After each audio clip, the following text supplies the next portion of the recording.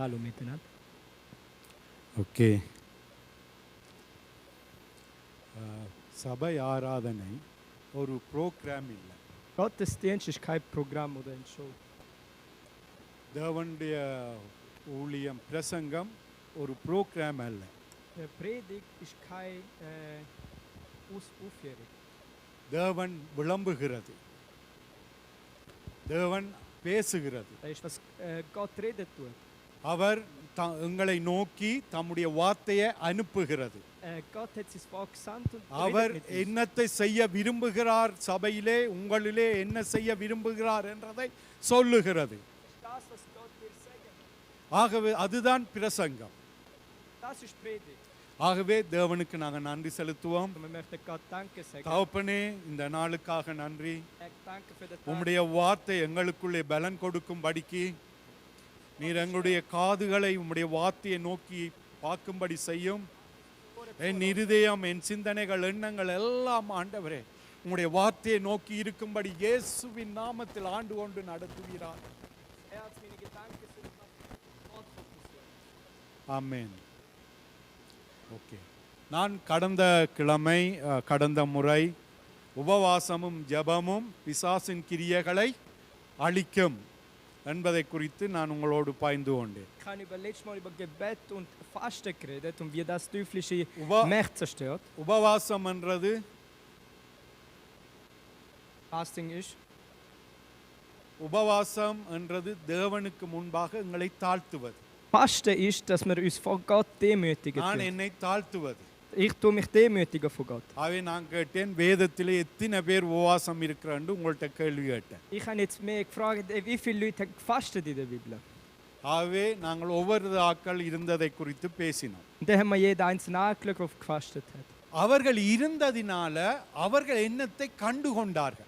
Und jetzt, wie sie gefastet haben, was haben sie davon gesehen, was haben sie அதுதான் gesehen? அங்கே முக்கியமாயிருக்கிறது. Und das ist das Wichtige daran. அது எங்களுடைய வாழ்க்கைக்கு பிரயோஜனமாயிருக்கிறது. Das ist, was uns im Leben Nutzen bringt. அவர்கள் இருந்தார்கள், உபவாசம் இருந்தார்கள். நீங்கள் கன பேர் சொன்னீங்க, ஒவ்வொருவர் மோசே இருந்தார், நினிவே பட்டணத்தார் இருந்தார்கள், ஆவே எலியா இருந்தார், ஆவே இயேசு இருந்தார், ஆவே பவுல் இருந்தார், ஆவே ஒவ்வொருத்தரும் நிறைய பேர் உபவாசம் இருந்திருக்கிறார். Wir haben verschiedene Leute gesagt, dass Mose und so weiter gefastet haben. அவருடைய வாழ்க்கையிலே அதனூடாக, அந்த உபவாச ஜெபத்தினூடாக அவருடைய வாழ்க்கையிலே நன்மைகள் உண்டாயிருந்தது. Und durchs Fasten haben sie Gutes erlebt. அது எங்களுக்கு ஆசீர்வாதமான ஒரு பகுதியாக இருக்குது. Und das ist ein segenvolles Part für uns.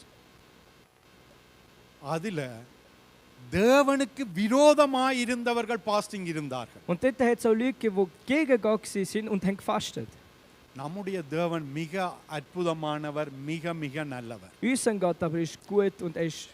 உங்களுக்கு ஆகாப்ப எத்தனை பேருக்கு தெரியும்? பைபிள்ல இருந்து வாசிச்சிருக்கீங்க. Wie viel von euch kennen Ahab? Okay. Ahab உபவாசம் இருந்தார். தெரியுமா எத்தனை பேருக்கு? Der Ahab hat gefastet. ஆண்டவர் எலியாட்ட சொல்லுவார், இவன் பக்கத்தில் இருக்கிறவன் தோட்டத்தை எடுக்கிறதுக்காக மனுஷியை கொண்டு வேலை செய்துட்டான், கொலை செய்துட்டான், இப்படியெல்லாம் செய்துட்டான், போய் சொல்லு உனக்கு இப்படி செய்ய போறேன்னு. Ahab hat gesagt, er hat das und das gemacht. Gang verpetzen eigentlich. Er ist verpetzen. ஆகவே உடனே ஆகாப் என்ன செய்தான் என்றால், Was macht தன்னுடைய Ahab? ராஜ வஸ்திரத்தை கலட்டினான். Der Ahab hat sein Königsgewand abgeleitet. ரெட்டுடுத்தான், சாப்பிடாமல் இருந்தான். Und er hat nicht mehr வேதம் gegessen. சொல்லுது, சாப்பிடாமல் இருக்கிறது தான் உபவாசம். Und die Bibel sagt, Fasten ist, wenn du nicht mehr essen tust. தேவன் என்ன சொன்னார் தெரியுமா Elliott? Wisst ihr, was Gott Elia gesagt hat? இந்த வசனம் மிகவும் பிடிச்சிருந்தது. Gott sagt am Elia, எலியா, பாத்தியா ஆகாப் என்ன செய்தான் என்று, தன்னை எவ்வளவா தாழ்த்தினான் என்று பாத்தியா? Gott sagt am Elia, hast du gesehen, wie Ahab sich demütigt hat? இதுதான் தேவன், அதை பாத்தியா? அது ஒரு சாட்சி. எவ்வளவு அவருடைய தன்மை எப்படி இருக்கண்டு பாருங்க. ஒருவன் இவ்வளவு கேவலமா இஷ்டவேலை செய்து போட்டு இருக்கிறவன். உங்களுக்கு தெரியும் ஏன் தேவன் அப்படி பெரிய சாபத்தை ஆகாபு கொடுத்தாண்டா? எந்த ராஜாக்களும் பாகால இவ்வளவு கேவலமா தன் தேசத்துக்குள்ள கொண்டுறேன். Gott sagt, hast du gesehen, wie er sich demütigt, obwohl Ahab so gegen die Israeliten war und hat sie zerstören, hat er sich demütigt. தன்னை சாப்பிடாம உபவாசிச்சு எல்லா உடுப்பையும் கலட்டிட்டு தாழ்த்தின உடனே ஆண்டவர் சொன்ன பாத்தியா அவன் எவ்வளவு தாழ்த்திட்டு இருக்கிறான். Wo sich Ahab sich abgezogen hat und hat Gott gesagt, hast du gesehen, wie demütig ist? இது சொல்றது நம்முடைய ஆண்டவர் சொல்லுகிறார். Unser Gott sagt, அவ்வளவு hast du gesehen? அசிங்கமானவன் தாழ்த்தினான் என்று சொல்றார். Er hat gesagt, so einer, wo so ein Schlimmer hat sich demütigt. தாழ்த்திட்டு அவருக்கு என்ன எலியாக்கு என்ன சொல்ல வேண்டாம், போய் சொல்லு இவன் காலத்துல இதை நான் செய்ய மாட்டேன். Und dann hat er gesagt, gang und sagen, in deiner Zeit werde ich dir schlimme Sachen nicht tun. உங்களை தாழ்த்தும் பொழுது அது எவ்வளவு சூழ்நிலையா இருக்கட்டும், தேவன் பார்க்கிற விதமே வேறு. Fasten, wenn du Fasten tust, egal in welcher Situation. மிக நல்ல தேவனை நானும் நீங்களும் ஆராதிக்கிறோம். Ich und du, wir beten den guten Gott an. அவருடைய அன்பு எவ்வளவு மேன்மையானது. Seine Liebe ist groß. ஆவே இந்த நாளில Und heute நாங்கள் ஒரு காரியத்தை குறித்து பார்க்க போறோம். möchten wir etwas anschauen. 1 ராஜாக்கள் 19ஆம் அதிகாரம் 10ஆம் வசனம். 1. Könige 19, Vers 10. அதற்கு அவன், சேனைகளின் தேவனாகிய கர்த்தருக்காக வெகு பக்தி வைராக்கியமாயிருந்தேன். இஸ்ரவேல் புத்திரர் உமது உடன்படிக்கையை தள்ளிவிட்டார்கள். உம்முடைய பலிபீடங்களை இடித்து உம்முடைய தீர்க்கதரிசிகளை பட்டயத்தினால் கொன்று போட்டார்கள். நான் ஒருவன் மாத்திரம் மீதியா இருக்கிறேன், என் பிராணையும் வாங்க தேடுகிறார்கள் என்றான். இங்கே எலியா, அங்கே என்ன நடக்கண்டா, எலியா கொஞ்சம் தீர்க்கதரிசிகள் 400 வரை வெட்டி கொலை செய்துட்டார். கொலை செய்துட்டு இப்போ எசபேலுக்கு பயந்து ஓடும் பொழுது அவர் தேவனோடு ஒரு சம்பாஷணை வருகிறது. அப்போ ஆண்டவருக்கு இங்கே என்ன செய்கிறா என்று கேட்க அதற்கு பதில் சொல்லுகிறாரே எலியா. அவன் அங்கே பதில் சொல்லுகிறான், சேனைகளின் தேவனாகிய கர்த்தருக்கு வெகு பக்தி வைராக்கியமாக இருந்தேன். முதலாவது சொல்லுகிறான், இஸ்ரவேல் புத்திரர் உமது உடன்படிக்கையை தள்ளி போட்டார்கள். இரண்டாவது சொல்லுகிறான், உம்முடைய பலிபீடங்களை இடித்து போட்டார்கள். மூன்றாவது சொல்லுகிறான், உம்முடைய தீர்க்கதரிசிகளை பட்டயத்தினால் கொன்று போட்டார்கள். Und jetzt hat Elia jetzt ein Treffen ein Treffen mit Gott, wo er nachher sagt, Israeliten haben Bund verloren, sie haben Altare zerstört und Propheten haben sie mit Schwert umgebracht. Und jetzt trachtet es nach mir. 3 காரியங்கள். Jetzt sagt ஆகாபுடைய நாட்களிலே Jezebel செய்த 3 மிக முக்கியமான காரியம். Das ist in Zeiten von Ahab sind die 3 Sachen, die Jezebel gemacht hat. அழித்து போட்டாள். Sie haben பலிபீடத்தை இடித்து போட்டாள். sind Altar மூன்றாவது niedergerissen. ஜனங்கள் உடன்படிக்கையிலே நில்லாமல் அவர்கள் வழிவிலகச் செய்தாள். Und sie haben Kinder Israel haben vom Bund weggelockt. இன்றைக்கு பிசாசானவன் செய்கிற மிக முக்கியமான 3 காரியம். Und das sind auch heute, wo der Teufel die 3 Sachen macht. எங்களுடைய வாழ்க்கையில் இங்கே தீர்க்கதரிசிகள் என்ற கூட்டம் என்றது அந்த நாட்களிலே சாமுவேலால அந்தந்த கோத்திரங்களுக்குள்ளே தேவனுடைய வார்த்தையை பிரசங்கிக்கும்படி ஏற்படுத்தப்பட்டவர்கள்தான். இது தீர்க்கதரிசி என்ற எங்களுடைய தமிழ்ல பிழையான மொழிபெயர்ப்பு. அவர்கள் தீர்க்கதரிசிகள் இல்ல, தேவனுடைய வார்த்தையை பிரசங்கிக்கிறவர்கள். Propheten sind damals mal Leute, die gelehrt haben und die Lehren von Gott gegeben haben. அவர்கள் தேவனுடைய வார்த்தையை ஜனங்களுக்கு சொல்லி கொடுக்கிறவர்கள். Sie sind Leute, die Gottes Wort offenbart haben und wiedergeleitet அதனால்தான் haben. போன முறை நாங்கள் அதை படிக்கும் பொழுது சொன்னேன், சத்துரு தேவனுடைய வார்த்தையை நாங்கள் தியானிக்கவும் தேவனுடைய வார்த்தையை கேட்கவும் அந்த வார்த்தையை நோக்கி எங்களுடைய வாழ்க்கையை திருப்பி அதை பேசவும் செய்யாதபடி அதை அழித்து போட விரும்புகிறார். Das wird auch der Teufel, dass wir das Wort Gottes nicht hören und nicht ernst nehmen und in uns aufnehmen. அடுத்தது சொல்லப்படுகிறது, அவருடைய பலிபீடத்தை அவள் இடித்து போட்டாள். Und dann sagt er, sie haben Altar niedergerissen. பலிபீடம் என்றது நம்முடைய ஆராதனை. Und was ist Altar? Altar நான் ist das தேவனை Anbetung. ஆராதிக்கவும் Damit wir Gott அவருக்கு arbeiten நன்றி tun, செலுத்தவும் damit wir ihn danken என்னுடைய tun, வாழ்க்கையை அவருக்கு அர்ப்பணிக்கவும் damit wir unser Leben என் Gott வாழ்விலே hergeben தேவன் தன்னுடைய நன்மைகளை கொண்டு வரவும் und damit Gott seine gute Sachen in செய்கிற unser Leben bringt. காரியங்களை அவன் அழித்து போட Der விரும்புகிறான். Teufel, der will das alles நாங்கள் löschen. மிகவும் எச்சரிக்கையா இருக்க Wegen வேண்டும். dem müssen wir aufpassen. என்னுடைய வாழ்க்கையில என்னுடைய ஆராதனை எப்படி Wie இருக்கிறது? ist meine Anbetung in meinem நான் அவரை Leben? நன்றியோடு என் உள்ளத்திலிருந்து ஆராதிக்க கூடியவனாய் இருக்கிறேனா? Bin ich einer, wo Gott arbeitet tut? அல்லாவிட்டால் என்னுடைய வாய் பேசுகிறது, என் இருதயம் தூரமாய் இருக்கிறதா? Tue ich einfach reden und mein Herz கை ist gegen woanders. உயர்ந்திருக்கும், ஆனால் என் இருதயம் தூரமாய் Ich இருக்கிறதா? muss schauen, tue ich meine Hände auf, aber ist das Herz ஏனென்றால் gegen அந்த woanders. இடத்தில் அவன் வீணான எண்ணங்களை கொண்டு வந்து என்னோட ஆராதனையை குழப்ப Der விரும்புகிறான். Teufel, der möchte einfach die unnötige தேவனுக்கு Sachen என்னை bringen und unsere Anbetung அர்ப்பணிக்கிறதை அவன் வெறுக்கிறான். möchte nicht, dass wir Gott என்னுடைய arbeiten tun. முழுமையையும் தேவனுக்கென்று கொடுக்கிறதை வெறுக்கிறான். Hasst, dass wir Gott அதனால்தான் arbeiten அவன் tun. என்னை பாவம் செய்ய Und பண்ணுகிறான். wegen dem என்னை bringt er uns தேவனை விட்டு Sünde. பிரிக்க பண்ணுகிறான். Möchte, dass wir uns von Gott trennen tun. ஆகவேதான் அவனுடைய மிக முக்கியமான காரியம் அடுத்த அங்கே சொல்லப்படுகிறது, இதை செய்துட்டு அவன் என்ன செய்வான் என்றால், தேவனுடைய புதிய உடன்படிக்கையின் மக்களாயிருக்கிற நாங்கள் உடன்படிக்கை எப்பையும் வாக்குத்தத்தத்தோடு மாத்திரம் இருக்கும். So, nachher sehen wir, nächstes ist Bund und Bund kommt immer mit einem Wort. உடன்படிக்கை வாக்குத்தத்தம் இல்லாமல் ஒரு உடன்படிக்கை இருப்பதில்லை. Ein Bund ohne Versprechen gibt es nicht. புதிய உடன்படிக்கையில இருக்கிற வாக்குத்தத்தங்களை நான் அனுபவிக்க முடியாதபடி அவன் வேலை செய்ய Und தொடங்குகிறான். der Teufel, der kommt auch, damit wir den neuen Bund ausleben. ஆகவேதான் இந்த நாட்களிலே சில வேளைகளிலே இது எனக்குரிய ஆண்டவர் எங்க நிக்கிறேன், என்ன செய்கிறேன், எப்படி வாழ்க்கை போகிறது, எனக்கு நடக்க போகுது என்றெல்லாம் தெரியாதபடி குழப்பத்துக்குள்ளே எங்களை வைத்திருக்க விரும்புகிறார். Der Teufel, der möchte uns Verwirrung bringen und möchte uns von diesem Bund und von diesen Zeugs weghalten. இஸ்ரவேல் என்ற ஜனத்தை பிசாசானவன் ஜெசபேலின் ஊடாக எப்படி அழித்து போட்டான் அவளுடைய வாழ்வை. Wir sehen, wie Israeliten durch Isabel zerstört அவர்கள் worden sind. தேவனுடைய ஜனமாய் இருந்தார்கள். Israel ist Volk Gottes gewesen. அவர்கள் எப்பொழுதும் தேவனுக்குரியவர்களாக அவருடைய வாக்குத்தத்தத்துக்குரியவர்களாய் Sie இருந்தார்கள். sind Leute von seinem Versprechen gewesen. ஆனால் அனுபவிக்க கூடாதவர்களாய் Aber மாறினார்கள். sie haben sich verändert, damit sie die Erben nicht haben können, empfangen.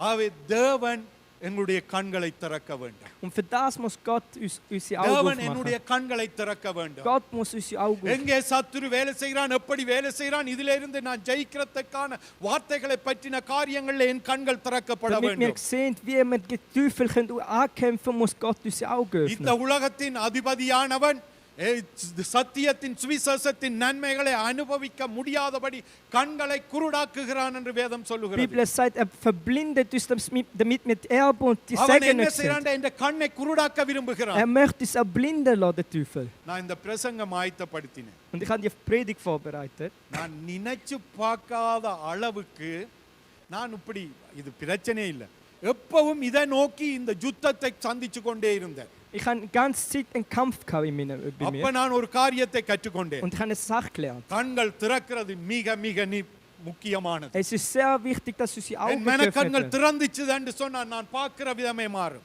Wenn meine geistlichen Augen geöffnet werden, werde ich auch die Situation anders sehen. எங்களுக்கு தேவனுடைய வார்த்தையை பற்றின கண்கள் திறந்து பார்க்கிற அந்த வெளிப்பாட்டின் தெளிவு எனக்கு Wir வேண்டும். brauchen die Offenbarung und die geöffnete Augen, um auf Gottes Wort zu sehen. நாங்கள் லூக்கா 24 அதிகாரம் Wir möchten Lukas 24, 41 வசனம் Vers 41 lesen. ஆனாலும் சந்தோஷத்தினால் அவர்கள் இன்னும் விசுவாசியாமல் ஆச்சரியப்படுகையில், புசிக்கிறதற்கு ஏதாகிலும் இங்கே உண்டா என்று அவர்களிடத்தில் கேட்டார். 44 45. Da sie aber noch nicht glaubten vor Freude und sich verwunderten, sprach er zu ihnen: Habt ihr etwas zu essen? அவர்களை நோக்கி, மோசேயின் நியாய பிரமாணத்திலும் தீர்க்கதரிசிகளின் ஆகமங்களிலும் சங்கீதங்களிலும் என்னை குறித்து எழுதியிருக்கிறவைகளெல்லாம் நிறைவேற வேண்டியதென்று நான் உங்களோடிருந்த போது உங்களுக்கு சொல்லிக் கொண்டு வந்த விசேஷங்கள் இவைகளே என்றார். அப்பொழுது வேத வாக்கியங்களை அறிந்து கொள்ளும்படி அவர்களுடைய மனதை அவர் திறந்து அவர்களை நோக்கி, இங்கே ஒரு காரியத்தை தேவன் இயேசு கிறிஸ்துவுடைய நாட்களில் சீசர்கள் ஒரு வீட்டிலே கூடியிருக்கிறார்கள். Wir sehen, die Jünger sind zusammen in einem Haus. நான் கெரிய முடிக்க விரும்புகிறேன், எல்லாம் வெக்கதான் இல்லையா? இன்டர்பிரிட் இல்லாமல் நான் செய்ய விரும்புகிறேன். உங்களுக்கு ஓகேயா? எனக்கு விளங்குதா? இப்போ ஏண்டா கன நேரம் எடுக்க திரும்ப அது பிரயோசனம் இல்லை, கேட்கல. ஓகே தான், தாங்க.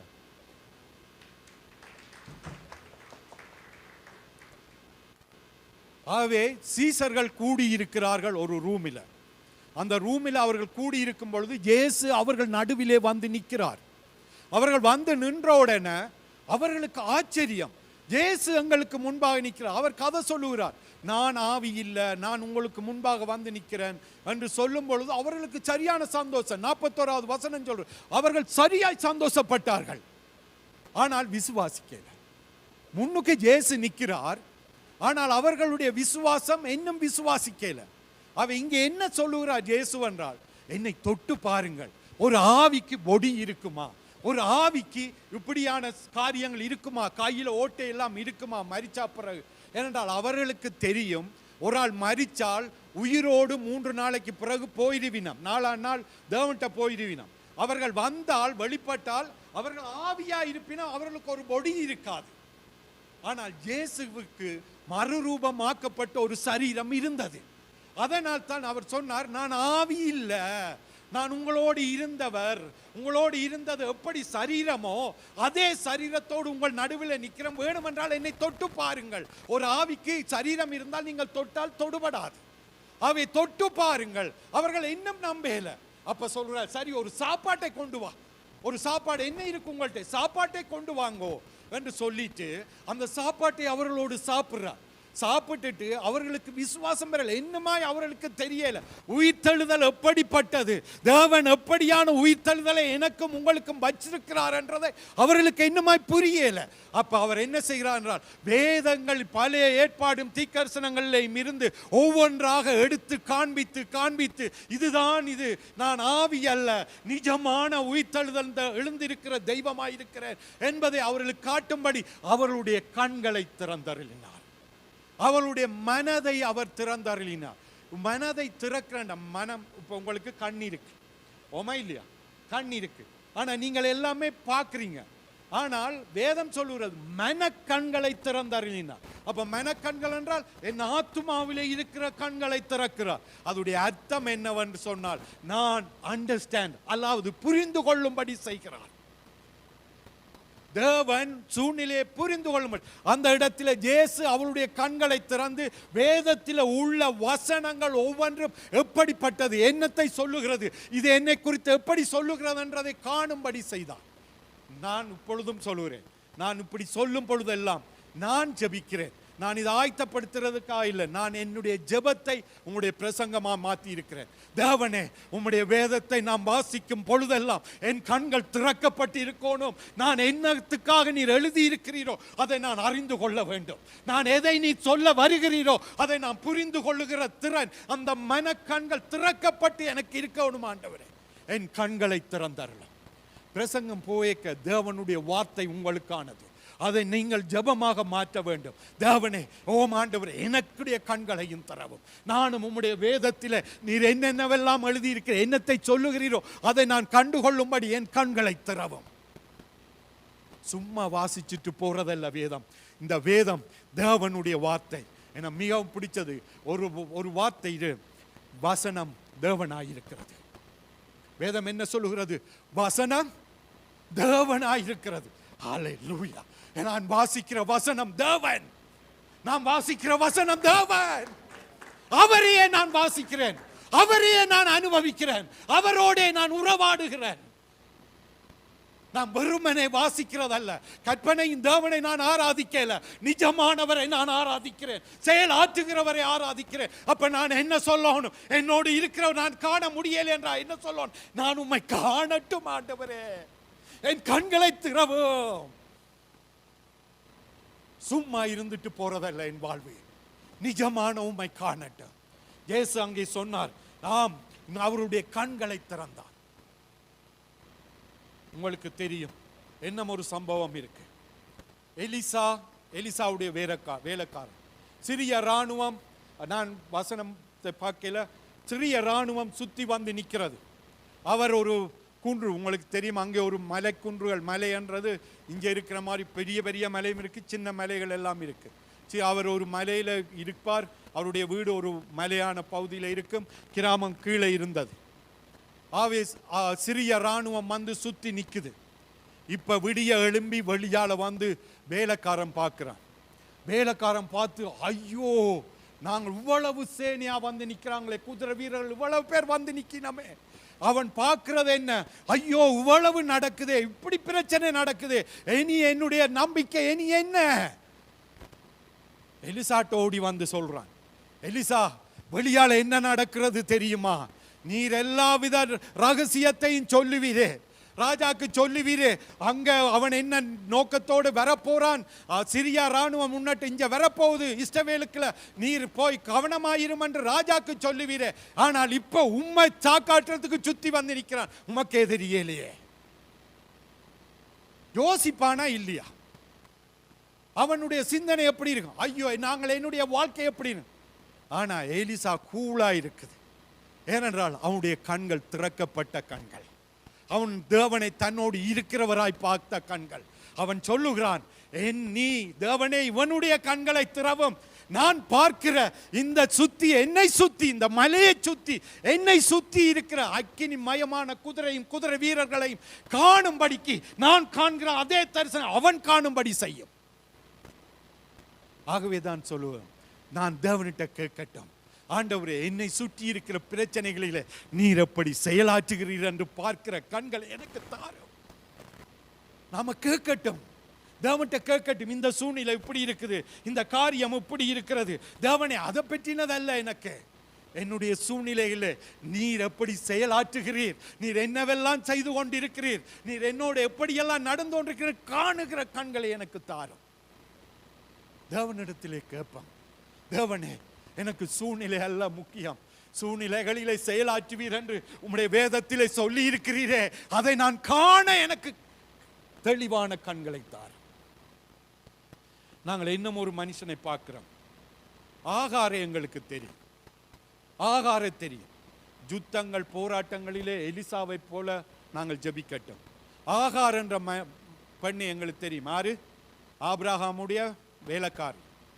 அவ ஓடி போறா, அவ திரத்தி விட்டாச்சு, போறா, புள்ளையோட போறா. வனாந்திரத்தில் போனா தண்ணியே இல்லை, அழுது கொண்டு இருக்கிறான். தண்ணி இல்லை, புள்ளைய ஒரு தூர வச்சுட்டு இதுல இருந்து அழுது கொண்டு இருக்கிறான். ஐயோ, இந்த புள்ள சாகிறதை நான் எங்க பார்க்கறது? ஆனா இதுக்கு முதல் தேவன் சூரில் வச்சு சொல்லுவார், போ, திரும்பி போய் அவளோட இரு, நான் உன்னை பெரிய ஜாதியாக்குவேன், உன்னை நான் இப்படி ஆசீர்வதிப்பேன், இப்படி செய்வேன் என்று சொன்ன தேவன் இங்கே இவள் இப்ப திரும்பி வரைக்க அவன் எல்லாம் கொடுத்து தான் விட்டு ஆபிராம் எவ்வளவு கொடுக்க முடியுமோ கொடுத்து தான் அனுப்பினது. இப்ப வனாந்திரத்தில் வந்து இருக்கிற அவவுக்கு என்ன செய்யறன்னு தெரியாது, தண்ணி இல்லை. இப்பத்தான் தேவன் நீரூற்றை பார்க்கும்படி அவள் கண்களை திறந்தருளினார். அதுக்கு முதலும் அந்த நீரூற்று அங்கதான் இருந்தது, புதுசா செய்யல தேவன். நீரூற்று அங்கே இருந்தது, காண முடியல அவளால. அந்த தண்ணீரை எடுத்து தன்னுடைய தாகம் தீக்கிறதுக்கு, அதை எடுத்து கொள்றதுக்கான அவளுக்கு அதை காண முடியல. அவளுடைய பிரச்சனை எல்லாம் என் பிள்ளை சாக போகுது, என் பிள்ளைக்கு என்னவாக போகுது, வாக்கு தத்தம் எல்லாம் மறந்து போயிட்டது, என்றுமே அவளுக்கு இல்லை. ஆனால் இங்கே பிள்ளை சாக போகுது, தண்ணீர் தேவை, தண்ணீர் கூட காணல. தேவன் கண்களை திறந்தார், அப்பொழுது நீரூற்றை கண்டாள். அவளும் அவள் பிள்ளையும் குடித்து கொண்டார்கள். அவருடைய இனத்தை அவர் ஆசீர்வதிப்பேன் என்று சொன்ன வாக்கு தத்தமாய் இருக்குமாயிருந்தார். என் சூழ்நிலைகளை அல்ல, சூழ்நிலைகளிலே செயலாற்றுகிற என்னை ஆசீர்வதிப்பேன். எப்படி ஆசீர்வதிப்பேன் என்று சொன்னாரோ அந்த ஆசீர்வாதம் எனக்கு முன்பாக இருக்கும், காண முடியாமல் இருப்பேன். ஆனாலும் தேவனே எனக்கு காணுகிற கண்களை தாரும், எனக்குரிய ஆசீர்வாதத்தை நான் பெற்றுக்கொள்ளும்படிக்கு எனக்கு காணுகிற கண்களை தாரும். நாம கேட்க வேண்டும் தேவனே, தேவனே அந்த கண்கள் எனக்கு வேண்டும். அவ இன்னும் ஒரு ஆள் இருந்தார், பிலியாம். பிலியாம் உங்களுக்கு தெரியும், அவை பிலியாம் தேவனுடைய மனுஷன். அந்த மனுஷன் இஷ்டவேலை சபிக்கும்படிக்கு பாலா கூப்பிட்டு அனுப்பி வந்து மலையில 3 தரமும் சபிக்கிறதுக்கு மலைக்கு போவான், 3 தரமும் ஆசீர்வதிப்பான். நான் அதுக்குள்ள கணக்க நிக்கல, உங்களுக்கு தெரியும் அது ஏன் தேவன் அப்படி செய்தார்ன்ற ஒரு காரியம். தேவனே நான் போக சொல்லி போட்டு அங்கே போய் இடையில தடுத்தாருண்டு உங்களுக்கு தெரியும். அது தேவன் போக சொல்லல, இவன் அரியண்ணம் தாக்காமல் நீ என்ன செய்யறதை செய், அப்படித்தான் சொல்லியிருக்கிறான். சொன்ன பிறகுதான் போயக்கேன், சரி போயிட்டு இந்த ஜனத்தை சபிக்கக்கூடாது. 3 தரமும் போயக்க அவன் ஆசீர்வதிப்பான். எப்படி என்றால் மலை உச்சியில போய் இஸ்ரவேல் ஜனங்களை பார்ப்பான். நடுவில் ஒரு கூடாரம், பின்னு 3 கோத்திரம், சைட்டில 3 கோத்திரம், இங்கால 3 கோத்திரம், இங்கே ஒரு 3 கோத்திரம் முன்னுக்கு, நடுவில் பார்க்க அவனுக்கு சிலுவை மாறி இருக்குது. நான் இது ஏன் சொல்றேன்டா சிலுவை என்று, நீங்க அடுத்த 3வது ஒரு தீர்க்க தரிசனமா பேசுவான், இயேசுவை பேசுவான். ஆவேதான் அதை பார்க்கிறான். பார்த்துட்டு இவர்கள் ஆசீர்வதிக்கப்பட்டவர்கள், இவர்கள் இப்படிப்பட்டவர்கள் என்று 3 தரமும் அவன் ஆசீர்வதிப்பான். அங்கே சொல்லப்படுகிறது வார்த்தைகள், அவன் பார்த்த விதம், அவன் சபிக்கத்தான் வந்தான், ஆனால் பார்த்தது என்ன? இந்த இஸ்ரவேல் ஜனங்கள் எப்படிப்பட்டவர்கள்? இப்போ எங்கே நிற்கினமென்று தெரிஞ்சா உங்களுக்கு அது விளங்கும். ஜோர்தானுக்கு முன்னுக்கு நிற்கினோம், அங்கால எரிக்கோ தாண்டினா எரிக்கோ, இங்கே வந்து நிற்கினோம். இதில் அநேகர் 20 வயசுக்கு, அந்த தேவன் சொன்னார்ல 20 வயசுக்கு உட்பட்டது ஒன்றும் எல்லாம் பிழைச்சி அதுதான் போகுமண்டு, அந்த ஜனக்கூட்டமும் கொஞ்சம் பேர் இருப்பினும் அந்த ஜனக்கூட்டம் இவர்களுக்கு தேவன் அங்கே செய்த ஒரு அற்புதமும் தெரியாது. இஸ்ரவேல் கேள்விப்பட்டிருப்பினும் எகிப்தில் செய்த ஒன்றும் தெரியாது. இங்கே இந்த ஜனம் தேவனுக்கு ஏற்ற விதத்தில் நல்லது செய்ததுகளா, நல்ல விதமாக நடந்து கொண்ட ஜனமா? ஆனால் வாக்குத்தத்தத்துக்கும் அவருடைய அழைப்புக்கும் உடன்படிக்கைக்கும் பங்குள்ள ஜனம். அந்த ஜனத்தை பார்த்து அங்கே சொல்லுகிறான், இந்த ஜனத்துக்கு விரோதமான மந்திரவாதமும் இல்லை, தீக்கு குறி சொல்லுதலும் இல்லை. இதை மேல நின்று கொண்டு சொல்றான். அது குறி சொல்லுறத எப்படி தெரியுமா? உங்களுக்கு குறி சொல்றது அங்கே போய் கேட்டிருக்கிறார்கள்? ஒரு தரம் போயில்லை. அவ்வளவு தூரம் ஆண்டவருக்கு சோத்திரம் சொல்லுவோம். நான் போய் ஒரு மந்திரவாதிக்கு முன்னால என்னை இருத்தி விட்டாங்க. இருந்து எனக்கு அவன் இன்னும் எல்லாம் சொன்னான். ஆண்டவருக்கு சோத்திரம் இன்று வரைக்கும் என்ற காதுக்குள் ஒன்றும் இல்லை. அவர் தேங்காயில இருந்து சுத்துவார். குறி சொல்றது அப்படி என்று தெரியுமா? மந்திரவாதம் செய்தது. குறி சொல்றது நெகட்டிவான வார்த்தைகளை அவர்கள் மேலே பேசுறது. நெகட்டிவான நீ அழிஞ்சு போவ, நீ கெட்டு போவ, நீ ஒன்றுமில்லாமல் போவ, இந்த வார்த்தை குறி சொல்லுதல். நீங்க குறி சொல்லுதல்ன்றதை எடுத்து வேதத்திலே பார்ப்பீங்களா இருந்தால் பேந்து தேவன் அதை பற்றி சொல்லுவார். குறி சொல்லுதல் புதிய பாட்டில் இருக்கு. எங்க இருக்குன்னு தெரியும், நான் அதுக்காக வரையில. அவை குறி சொல்லுறதை குறித்து பேசும்பொழுது நெகட்டிவாய் பேசுவார். நான் இந்த வார்த்தையை கண்டு சொறியாண்டவர். எத்தனை தடவை நாம குறி சொல்லியிருப்போம். நீங்க எனக்கு தெரியும், நான் சொல்லியிருக்கேன். நான் ஆண்டவர்கிட்ட சொன்னேன், ஆண்டவரை நெகட்டிவா பேசிட்டேனே, இப்படி பேசிட்டேனே. ஆனால் வேதம் சொல்லுகிறது, அவனுக்கு விரோதமாய் தேவனுடைய உடன்படிக்கைக்கு உட்பட்டு இருக்கிறவனுக்கு குறி சொல்லுதலும் இல்லை, குறி சொல்லவும் மந்திரவாதமும் பலிக்காது, எதிராக இருக்கிறது இல்லை. அடுத்த வசனம் சொல்றான், அவனை பார்த்துட்டு சொல்றான், ஆண்டவர் அதான் சொல்றான் திரும்பவும், நீ எப்படிப்பட்டு நீ என்ன சூழ்நிலைக்குள்ள போற, நான் தவறு செய்துட்டேன், நான் பிளவிட்டுட்டேன், ஆனா நீ கிறிஸ்துவின் உடன்படிக்கைக்குள்ள இருக்கிற உனக்கும் எனக்கும் எந்த சாபமும் மேற்கொள்வதில்லை, எந்த சூழ்நிலையும் மேற்கொள்வதில்லை. அங்கே அவன் சொல்லுகிறான், இதை பார்க்கிறேன், இது அங்கே சிங்கம் குட்டி, அந்த இளம் சிங்கம் படுத்துக் கொண்டிருக்கிறது போல இருக்கிறது. அது பச்சிக்கிறதுக்காக, இரையை தேடி பச்சிக்கிறதுக்காக துடிக்கிற இளம் சிங்கம் போல இருக்கிறது. தேவன் பார்க்கிற விதம், என்னை தேவன் பார்க்கிற விதம் இதுதான். இஸ்ரவேலை தேவன் பார்த்த விதம் எதுவோ அதுதான் தேவன் என்னை பார்க்கிற விதம். தேவன் என்னை எப்படி பார்க்கிறாரோ அப்படி நான் பார்க்கிற காரி தேவன்கிட்ட கேட்க வேண்டும். தேவனை நீர் எப்படி என்னை பார்க்கிறீரோ அப்படி நான் பார்க்க எனக்கு கிருபை தாரும். என் கண்களை திறவும், என் கண்களை திறவும். என் மனைவி, பிள்ளைகள், சபையில் இருக்கிற சகோதர சகோதரிகள் யாரையும் நான் பார்க்கும் பொழுது, தேவனை நீங்கள் எப்படி பார்க்கிறீங்களோ அப்படி பார்க்கிற கண்களை எனக்கு தாரும் ஆண்டவரே. நம்மளுக்கு முக்கியமானதை நாங்கள் சிந்திக்கிறதையே விட்டுருவோம். தேவனுடைய வார்த்தையை, அவருடைய காரியத்தை சிந்திக்கிறதை நாங்கள் விட்டுடுறோம். தேவன் என்ன சொல்கிறாண்டால், நான் அவருடைய கண்களை திறப்பேன், என்னுடைய கண்கள் திறக்கப்பட வேண்டும். அவைதான் எங்களுடைய ஜீவியங்களில, எங்களுடைய காரியங்களில தேவனை சொல்ல வேண்டும். தேவனே, நான் என் பிள்ளையை பார்க்கும் பொழுது, மனைவி குடும்பத்தை பார்க்கும் பொழுது என் கண்களை திறவும். நீர் பார்க்கிற விதமா சபையை பார்க்கும் பொழுது நான் கண்களை திறவும். நான் நீர் எப்படி பார்க்கிறேன், அந்த பார்வை தான் எனக்கு வேண்டும். அந்த பார்வை என்ன தேவன் சொல்லுகிறார் என்றதை காண வேண்டும்.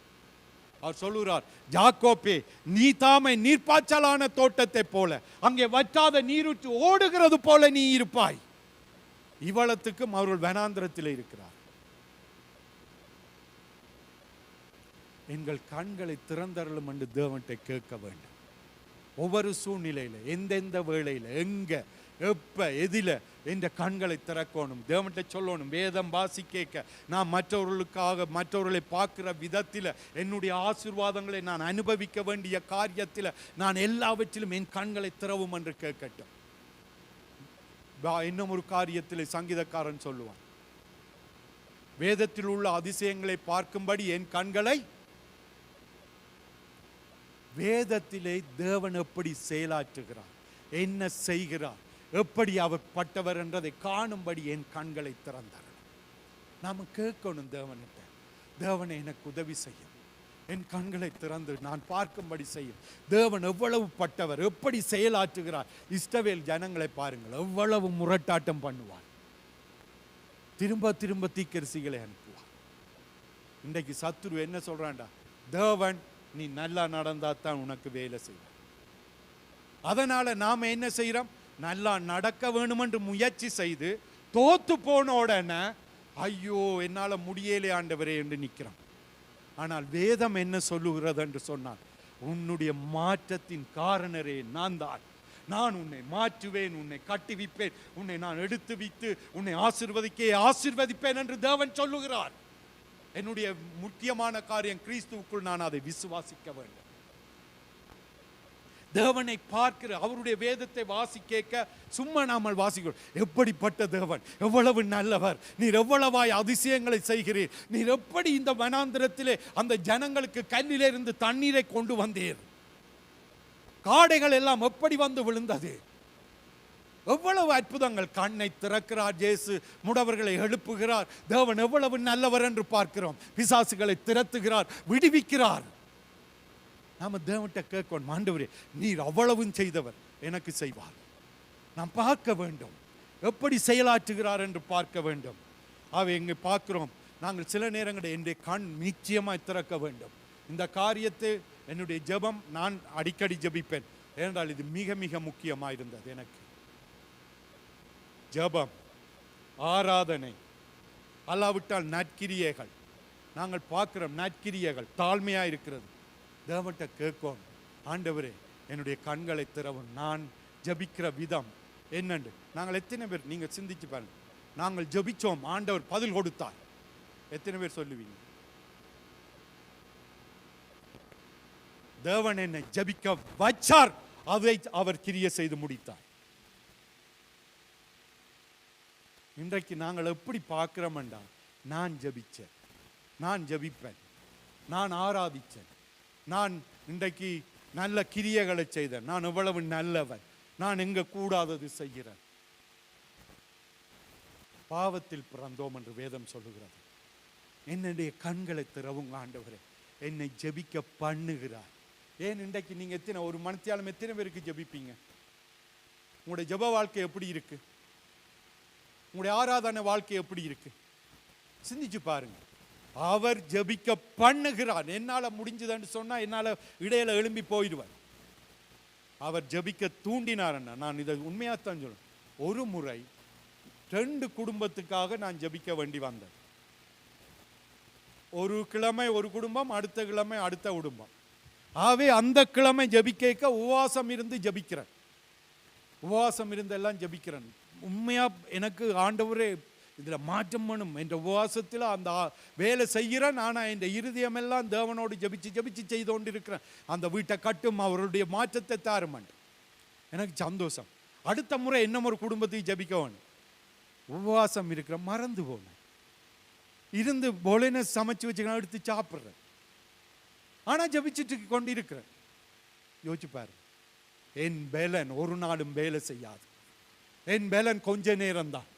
ஆனால் என்னை பலப்படுத்துகிறவர், என்னோடு இருக்கிறவர், அவர் என்னை உபவாசம் இருந்து இந்த குடும்பத்தை செய் என்று அவர் தீர்மானம் பண்ணி என்னை எழுப்பிவிடும் பொழுது என்னுடைய காரியமே மாறும்.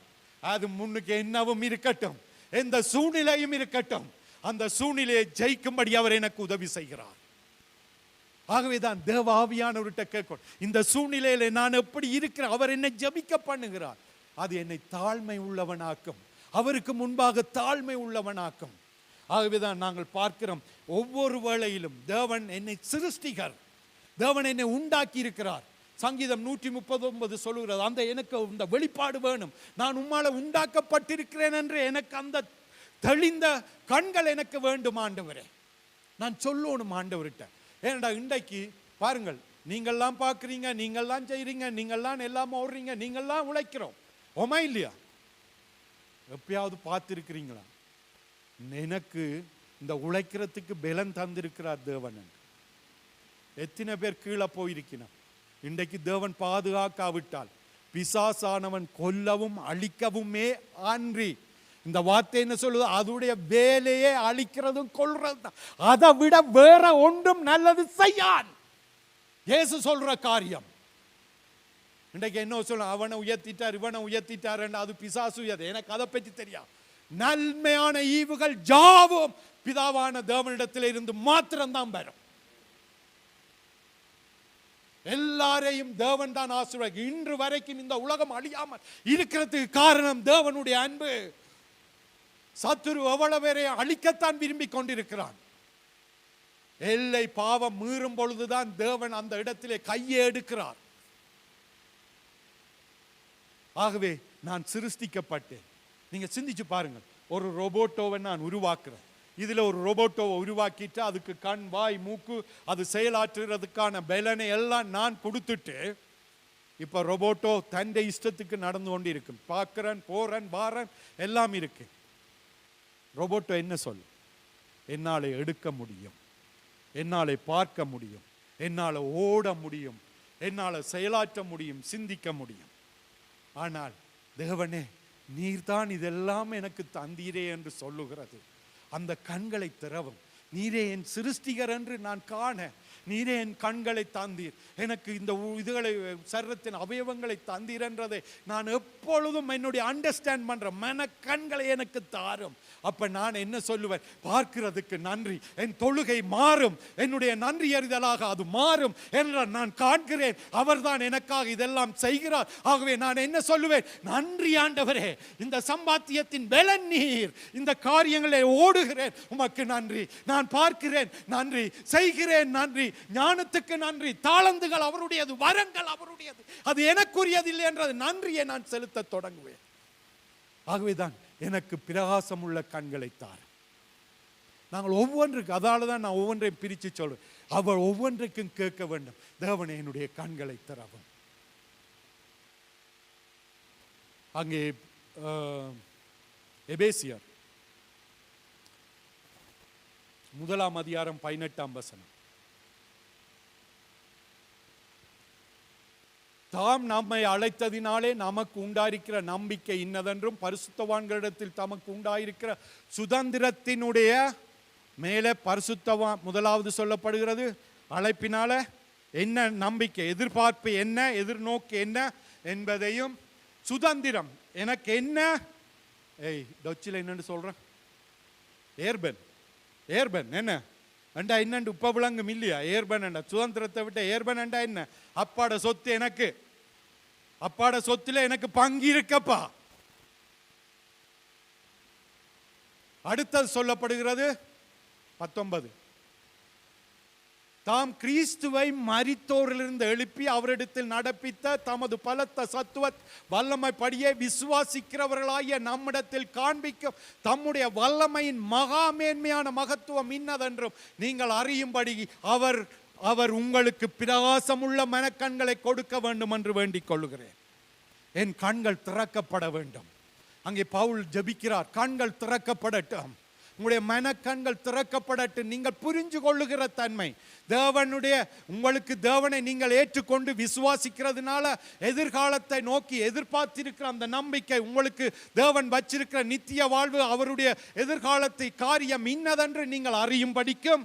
அதாவது உங்களுக்கு தேவன் எப்படிப்பட்ட ஆசீர்வாதங்களை எல்லாம், அவருடைய சொத்துக்களை எல்லாம் உங்களுக்கு சுதந்திரமாய் தந்திருக்கிறார் என்று நீங்கள் அறியும் படிக்கும்.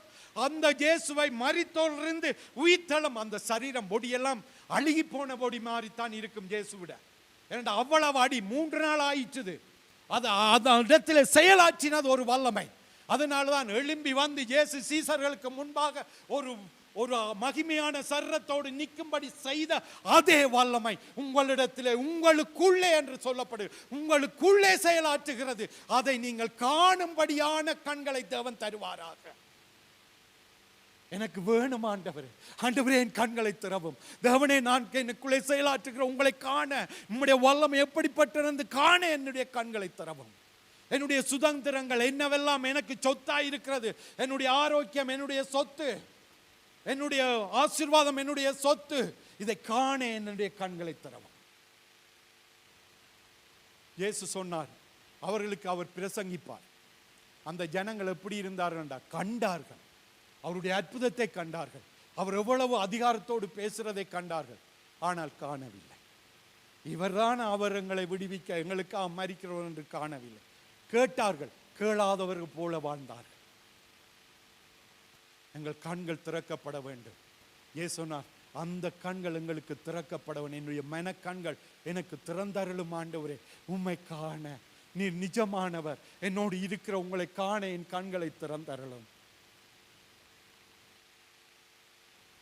இந்த மன்னிப்பை குறித்து ஏனென்றை தென்னைக்கு காலமா இந்த காரியத்தை என்னோட ஆவியானவர் பேசினேன். நான் ஒரு ஆளுகிட்ட போய் மன்னிங்கொண்டு சொன்னா அதோடைய அர்த்தம் என்ன தெரியுமா? உங்களுடைய உறவை நான் விரும்புகிறேன்.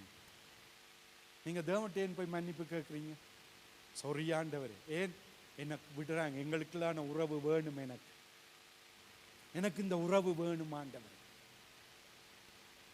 இதுதான் அர்த்தம்.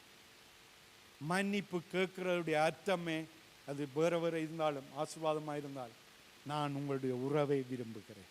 அதனால தான் நான் பிள்ளையிடத்திலேயோ என்னுடைய சந்தர்ப்பத்தில் நான் எப்பயும் சொல்ல முந்திக் கொள்றேன். அதுக்கு இன்னும் ஒரு காரணம், பெரிய காரணம் இருக்கிறது.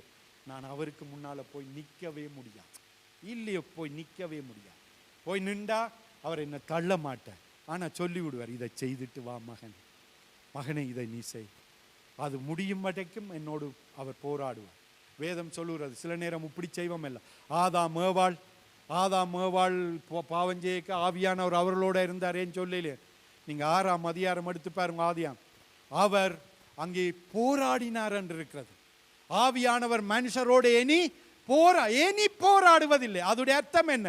இவ்வளவு நாளும் சிருஷ்டிப்பில் இருந்து போராடினார். அதான் ஏவாளே, போகாத, வேண்டாம் ஏவாள், இது வேண்டாம், இதை நீ தொடாத, இதுகிட்ட போகாத, இப்படி செய்யாத என்று அவர் போராடினார். ஆதாமுட்ட வந்தோம், ஆதாமு சொன்னார், வேண்டி சாப்பிட்டுறாத, வேண்டி சாப்பிட்டுறா. இப்ப சாப்பிட்டோன்னு அவருடைய கண்கள் திறந்துட்டு, வேதம் சொல்லுதில்ல கண்கள் திறந்துட்டேன். என்னத்தை பார்த்துச்சு? கண்களை திறந்த என்ன பார்த்துச்சு சொல்லுங்களேன். முடியும்.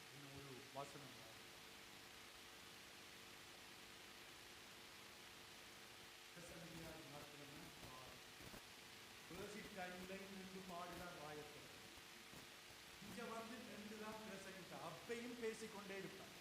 சர்வீஸ் தொடங்கினதிலிருந்து பேசிக்கொண்டு நிற்கிற ஒரே ஜீவன் பிரசங்கியார்.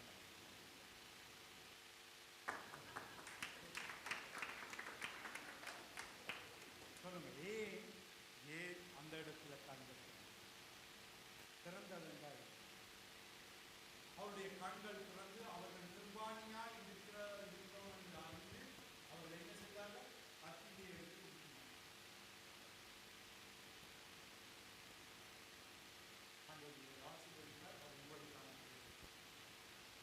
ஆகவேதான் தேவன் என்னுடைய கண்களை திறக்க வேண்டும்.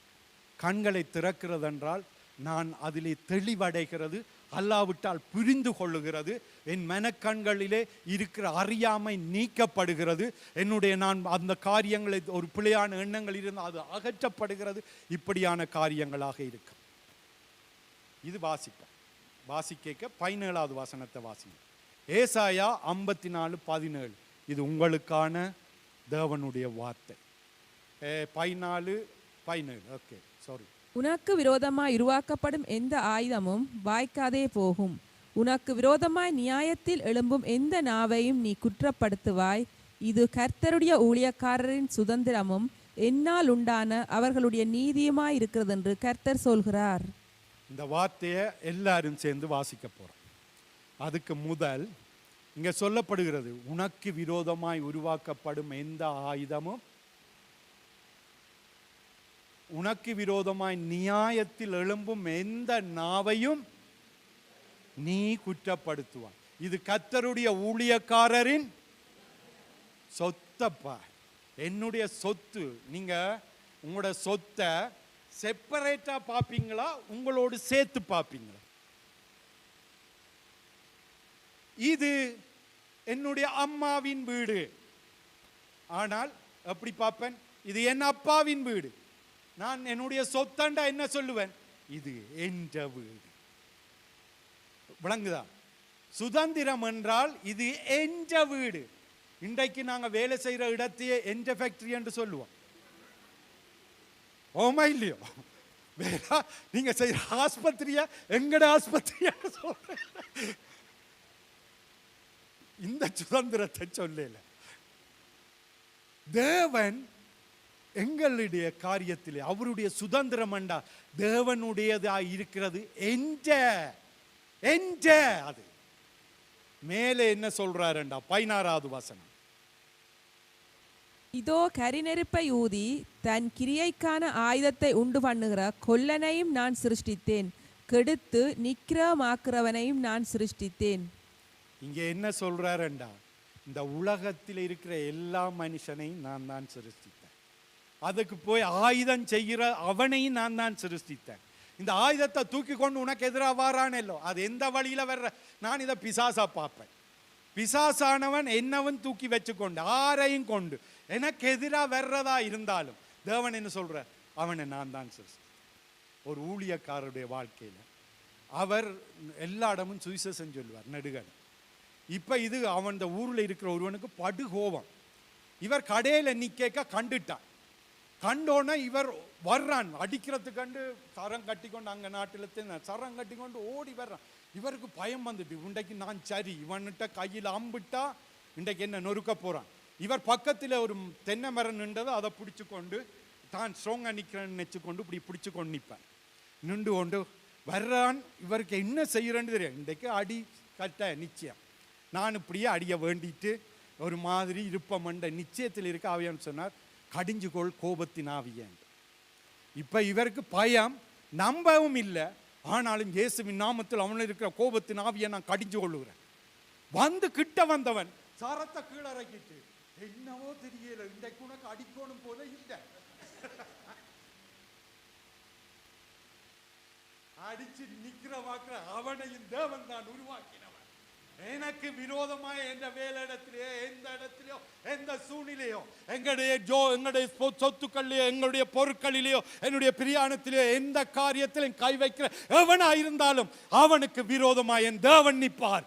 ஏனென்றால் அவனை உருவாக்கினவராயிருக்கிறதுனால எவர்களாயிருந்தாலும் எந்த சூழ்நிலையாயிருந்தாலும் என் தேவன் என் பட்சத்தில் இருக்கிறார். என் பட்சத்தில் இருக்கிறதுனால நான் அசைக்கப்படுவதில்லை. இது மிக மிக முக்கியமானது. தேவன் என் பட்சத்தில் இருக்கிறார். எவ்வளவு பெரிய இதை நாம் பார்க்கணும். வாங்க யாக்கோபு கேட்கும், ஆண்டவரே நீர் என்னோடு இருக்கிறீர் என்று தெரியும், ஆனா எனக்கு புரியலையே ஆண்டவர். கண்களை திறந்தார், அவரோடு இருக்கிறதை பார்த்தார். நாம கேட்கட்டும். ஒவ்வொரு சூழ்நிலையிலும் எனக்கு புரியலை ஆண்டவர், என்ன நடக்கன்னு தெரியல, எனக்கு உதவி செய்யுங்க, நான் காண எனக்கு உதவி செய்யுங்க. 3 காரியம் நான் தெளிவா சொல்றேன், இதை நாம ஜபமா மாட்டோம். ஒன்று, நிஜமானவர் நீர், என்னோடு இருக்கிறதை காண்கிற கண்கள். நீர் என்னோடு வருகிறீர், என்னோடு போகிறீர், நான் படுத்துக்கொண்டால் என்னை சூழ்ந்திருக்கிறீர் என்று நான் காண்கிற கண்கள் எனக்கு வேணும். அடுத்தது, நான் ஜபித்தான இந்த சூழ்நிலையாயிருந்தான அந்த சூழ்நிலையில என்னுடைய ஆசீர்வாதங்களை நான் காண்கிற கண்கள். என் சிருஷ்டிகர் நீரே என்று காண்கிற கண்கள். நாம் அவர்கிட்ட கேளுங்க, நிச்சயமாய் தருவார். நான் அனுபவிக்கிறேன், அவர் என்னோடு இருந்து என்னை நடத்துறதை அனுபவிக்கிறேன். இதெல்லாம் நானாவே கற்றுக்கொண்டேன். எனக்கு என்ன இப்படி நான் எடுத்ததில்லை. என்ன ஒத்த வாக்கியம், நான் ஒத்த வாக்கியத்தில் போய் எடுக்கிறதில்லை. ஒத்த வாக்கியத்தை என்னத்துக்கு எடுப்பேன்னு சொன்னா, எனக்கு வசனம் எங்கே இருக்குன்னு காண்றதுக்காக. நான் இப்பையும் நாங்கள் தேவன்கிட்ட சொல்லுவோம். இந்த 17வது வசனம் உங்களுக்கானது. 17வது போடுங்க. உங்களுக்கு விரோதமாய் உருவாக்கப்படும் எந்த ஆயுதமும் வாய்க்காதே போகும். எனக்கு விரோதமாய் நியாயத்தில் எழும்பும் எந்த நாவையும் நான் குற்றப்படுத்துவேன். இது கர்த்தருடைய ஊழியக்காரரின் சொத்தும் எனக்கு உண்டாயிருக்கிற அவருடைய நீதியுமாயிருக்கிறது. ஆமென். நாங்கள் எழும்புவோம், தேவனுக்கு நன்றி சொல்லுவோம், தேவனிடத்தில் சொல்லுவோம். உங்களுடைய ஜெபமாக மாற்றுங்கள். ஒவ்வொரு நாளும் என்னுடைய கண்களை திறவும் என்று சொல்லுங்கள். அதை மாற்றும்படி சொல்லுங்கள். எங்களுடைய வாழ்க்கையில தேவன் என்னோடு கிரியை செய்கிறதை காணட்டும். நான் திரும்ப திரும்ப ஏன் சொல்லுகிறேன் என்றால், இது இப்படியே விட்டுட்டு போகக்கூடாது. நாம் சும்மா வாரன் சர்ச்சில் நாங்கள் நேற்று கொஞ்சம் காய்ச்சி கொண்டு சொன்னேன், தகப்பனே ஒரு வளமையான ஆராதனை முறைமையில் இந்த ஆராதனைகளை மாற்றும். ஒரு கண்களை திறந்து நீர் செயலாற்றுகிறதை காண செய்யும். நாங்கள் உம்முடைய மகிமையில தனிய பரபர படைஞ்சிட்டு போக விரும்பல. அவரை காணுகிற கண்கள் எனக்கு வேணும். காணுகிற கண்கள். தகப்பனே, உங்களுக்கு நாங்கள் நன்றி செலுத்துகிறோம். இந்த நாளுக்காக நன்றி தகப்பனே. இந்த வெக்கையில கூட ஆண்டவரே, அவர்களும் நானும் ஆண்டவரே உம்முடைய வசனத்துக்கு முக்கியம் கொடுத்தோம். நீர் அதை கனம் பண்ணுகிறீர் என்று எனக்கு தெரியும். நீர் சின்ன காரியத்தை கூட கனம் பண்ணுகிறவர். இந்த நாளிலே அவர்களுக்குள்ளே கொடுக்கப்பட்ட உம்முடைய வார்த்தை அவர்களுடைய கத்தாவை பெரிய விருட்சமாய் கனியாய் வெளியே வரட்டும் ஆண்டவரே. இயேசு கிறிஸ்துவின் நாமத்தில் ஒவ்வொரு பிள்ளைகளையும் ஆசீர்வதிக்கிறோம். இயேசுவின் நாமத்தினால் நாங்கள் ஜெபிப்போம். இந்த கடைசி ஜெபம், உணர்வுள்ள இருதயத்தை எனக்கு, என் மனைவி, பிள்ளைகள், குடும்பம் எல்லாருக்கும் தாரும். உணர்வுள்ள இருதயம். நான் அப்போ வர்ஷிப் டைமில் அதை ஜெபிக்கணுமென்று ஆசைப்பட்டிருந்தேன். ஆனாலும் பரவாயில்லை, இந்த டைமில் ஜெபிப்போம். எங்களுடைய பிள்ளைகள், எங்களுக்கு எல்லாருக்கும் உணர்வுள்ள இருதயம். அது புரிஞ்சு கொள்ளாட்டிக்கும் பரவாயில்லை, கேளுங்கள். உணர்வுள்ள, ஜோசியா என்ன பேர் சொன்னீங்க?